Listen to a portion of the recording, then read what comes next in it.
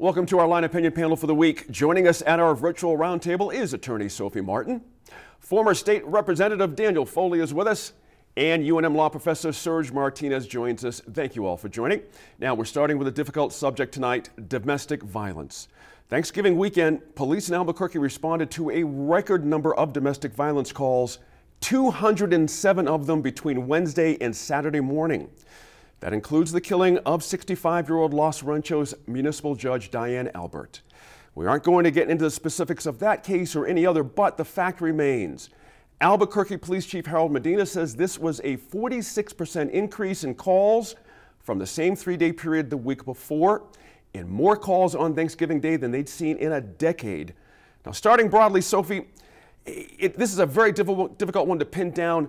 Can we, all of us, come up with any particular reason why it rose to this level this year particularly? Anything out there to give us a clue?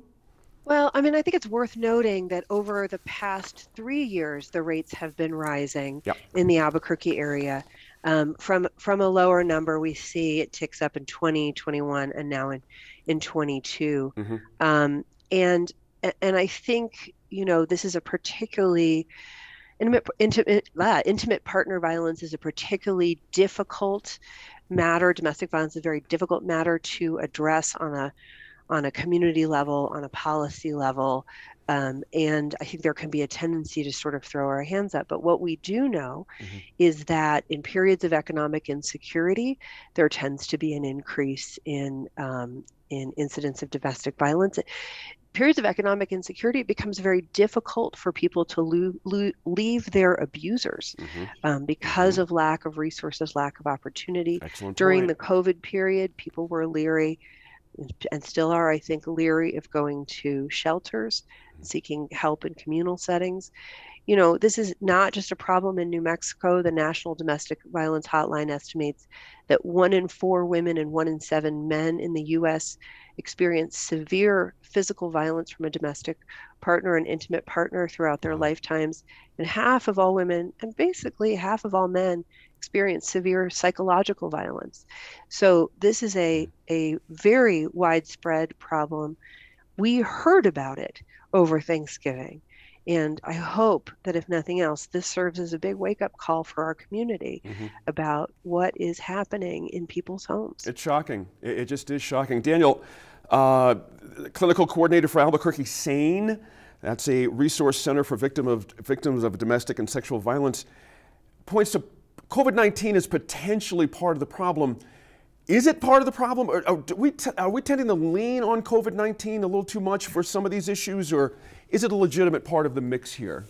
Yeah, I think it's a great question, Gene. First of all, I'm not an expert enough to answer those questions. I would tell you, I do believe that it seems like the catch-all for every ill we have right now is COVID-19, right? Everything that happens, it's an effect of COVID-19. I think one of the things that could potentially be a little bit of a beacon of hope in this is that at the end of the day, in New Mexico, maybe more people are deciding it's time to start reporting this stuff. Maybe it's time to come forward. Maybe it's time to not leave this in the closet and say, hey, listen, it's just things that we do. But I would also say it's not just COVID-19. Listen, we've gone through the last few years. I'm not pointing at any single issue, but violence and valuing life and talking about things, the politicizing of everything, it just seems that there's no accountability. I mean, just yesterday, you know, you're watching, you know, these people that are driving through and running over protesters that are trying to get into the car and take them out of their cars. We've really turned into a situation where, you know, really having respect for your fellow man and just having the ability to sit down and have a conversation is really gone. And I think it's not just affecting politics. I think it's really affecting everything that we see in our life, whether it's kids at schools, spouses, domestic partners. Everybody is just really turning to, I just think we're seeing that, you know, the answer seems today to be, when there's a problem, it seems to be lash out, strike out, not sit down and try to find an amicable way to solve a problem. You know, Serge, there's been studies that domestic violence just in fact does increase after traumas, meaning big problems for countries and areas and situations. There's been studies in Australia that have done this. After Katrina, there was an uptick in domestic violence, and it tends to be a lag. about an 18-month lag before these things start showing up. I find that fascinating. I'm curious what your thought is on that. I mean, like Dan, I'm not an expert in this area, Sure. but everything I've looked at suggests, as Sophie was saying, that domestic violence is exacerbated by economic stress, by social stress, by trauma, by these things, right? And it makes perfect sense that that would be the case. I mean, we can't avoid those things.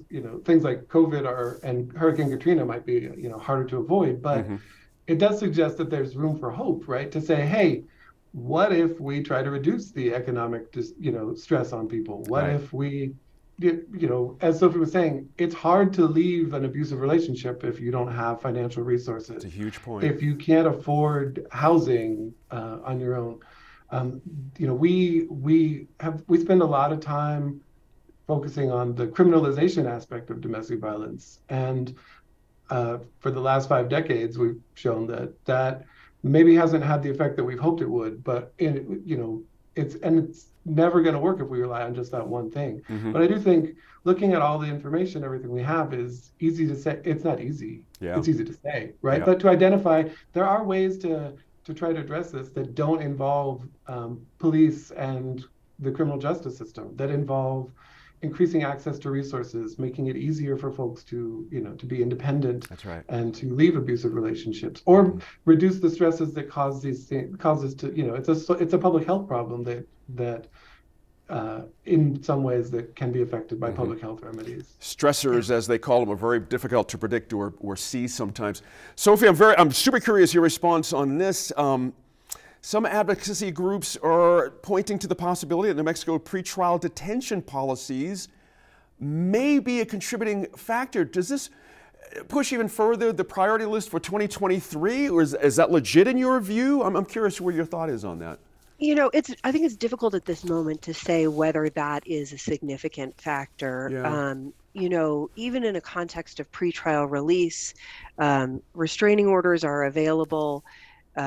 Services may be available, to Serge's point.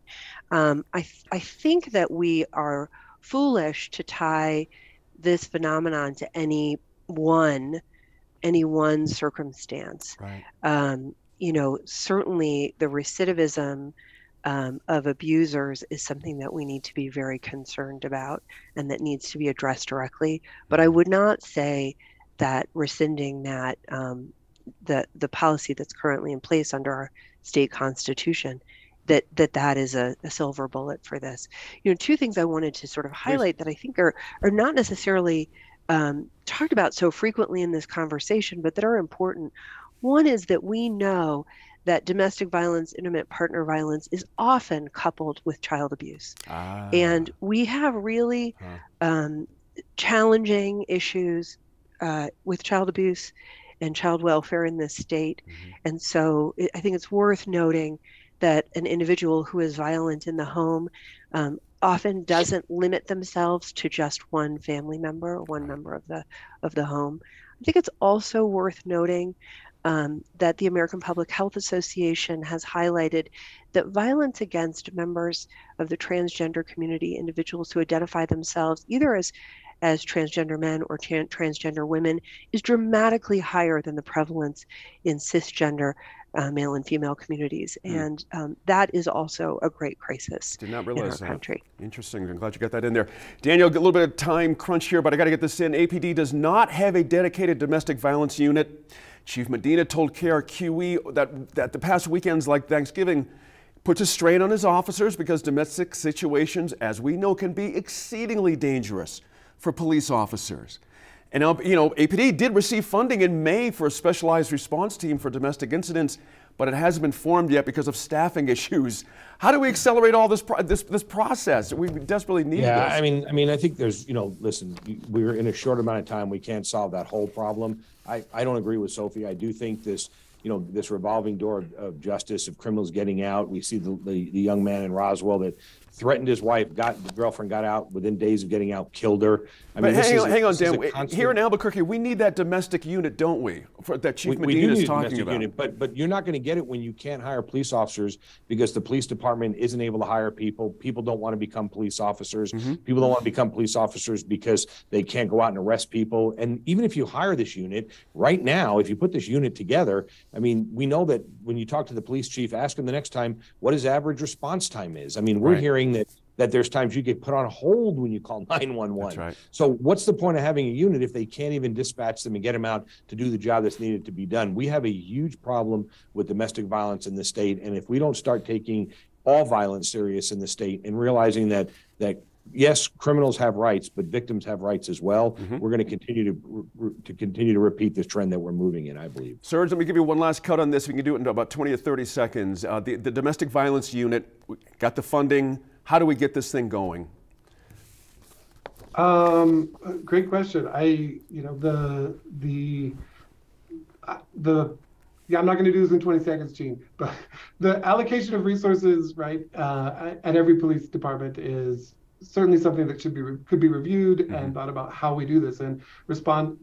Things like having the police do traffic stops is something that I think they should not be doing, right? And allocate resources where they really are needed, not responding to people in mental health crisis, as the first responders or the first resort, not tossing the belongings of people who are sleeping in parks and whatnot, but rather focusing on real important issues.